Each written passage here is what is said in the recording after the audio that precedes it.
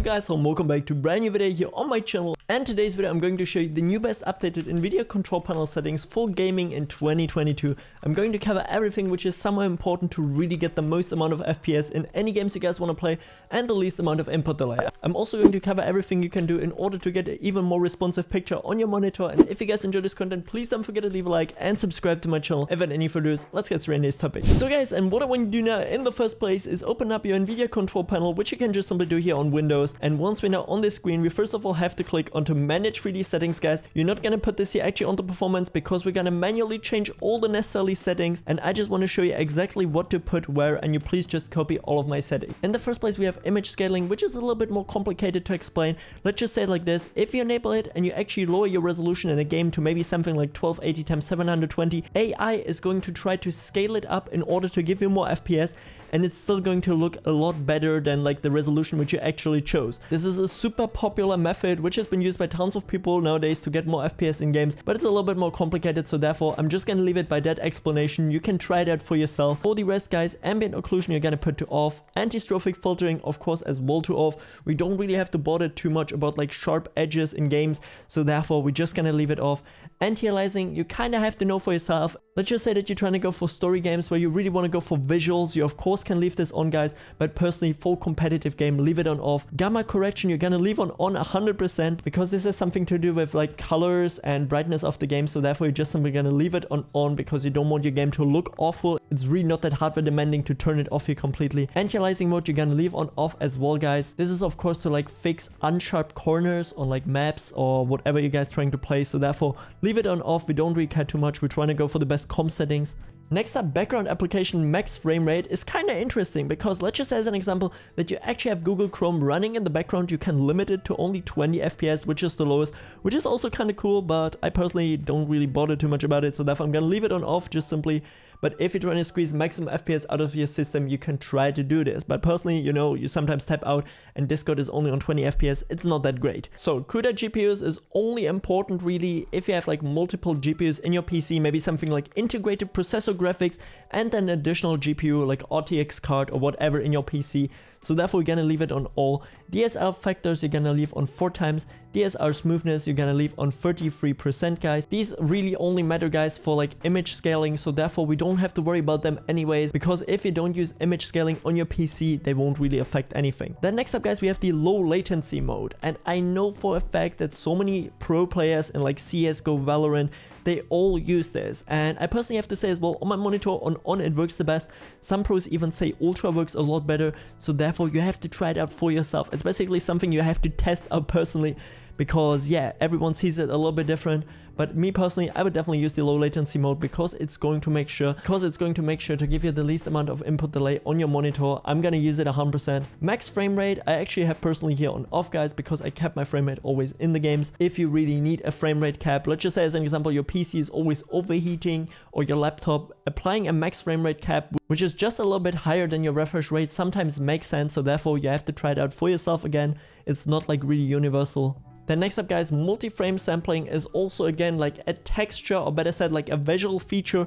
You have to know, do you really want to go for like maximum visibility and the nicest looking experience, or you're trying to go for maximum FPS like me, so you're gonna turn it off. OpenGL rendering you're gonna leave on auto select, and the only thing which I would really change here now in these 4 ones is put the shader cache on 10 gigs, because for some games putting this on 10 gigs can actually give you a performance boost, guys. And of course preferred refresh rate you're gonna put on the highest available, guys. You always want to make sure that you have the maximum amount of refresh rate on your monitor, which is for me here right now on the new BenQ Zoe XL 360Hz, of course 360Hz. Then next up we have texture filtering, anti-strophic sampling options, guys, and there you can already see it in the description. Anti-strophic sample optimization limits the number of anti-strophic samples, so therefore it's going towards performance. Leave it on. Texture filtering you're gonna leave on allow. Texture filtering quality I personally like to keep as well here on high performance, because I don't really care about visuals in games. I'm playing mostly, as mentioned, competitive games, so therefore I'm going to leave it on high performance. Texture filtering, Trillia optimization you're gonna leave on.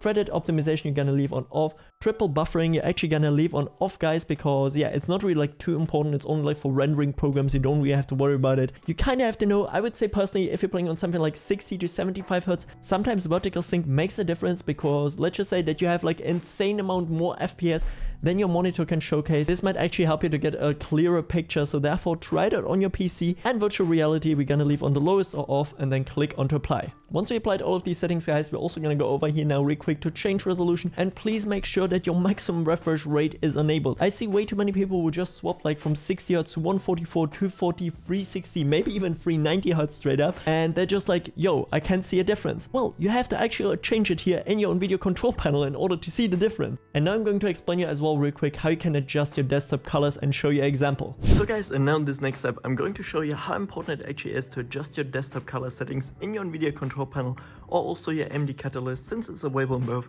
And what you guys only have to pay attention to is digital vibrance, because this is the magic, guys, yeah? What I want you to do is first of all pay attention actually here to my desktop background, you know, the wallpaper. And let's just say as an example that we're gonna go all the way here to the left side, which means that we have less digital vibrance. You can see how washed up the colors here actually get. It just simply doesn't look good.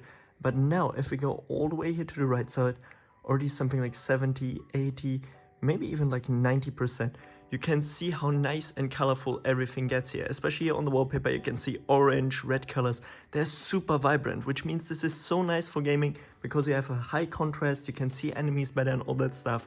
So therefore, please always make sure that your digital vibrance is something between, I would say like, probably like 80 to 90%. That's the sweet spot really, guys, for gaming. Then just simply apply it and you're already done here. This is all the magic, how pros make the game look so insanely good and all that stuff, guys. Digital vibrance, you can just find it simply here in your Nvidia Control Panel setting. It's one setting down below here. There you can see it, digital vibrance. The other ones you don't really have to like focus around really too much. Just simply leave them on default 50%, 50%, 1.00. And your HOE you're gonna leave on 0 degrees. But digital vibrance, as mentioned, is the key here. And every time before I actually hop into Fortnite, guys, I open up no ping here and make sure that I enable the boost FPS mode and actually also the turbo games mode, which is going to reduce the input delay of my keyboard. And in addition to that, guys, no ping can also help you to reduce the ping of any game you want to play. As an example, if you're gonna search here for Fortnite, guys, we can click onto it and it's gonna showcase me the best server in my near, which would for me now be here London 02. And you can see on London 02 I get only 23 milliseconds delay, whether on Frankfurt 17 or any of the other ones, guys, where I would get 26 milliseconds. So therefore this already helped me to get 3 milliseconds less ping, guys. And then we're only going to click here onto optimize game and we're already fully connected to the server with the least amount of latency in my near, guys. Just simply let no ping run in the background. You can boost your FPS, reduce the input delay and get less ping.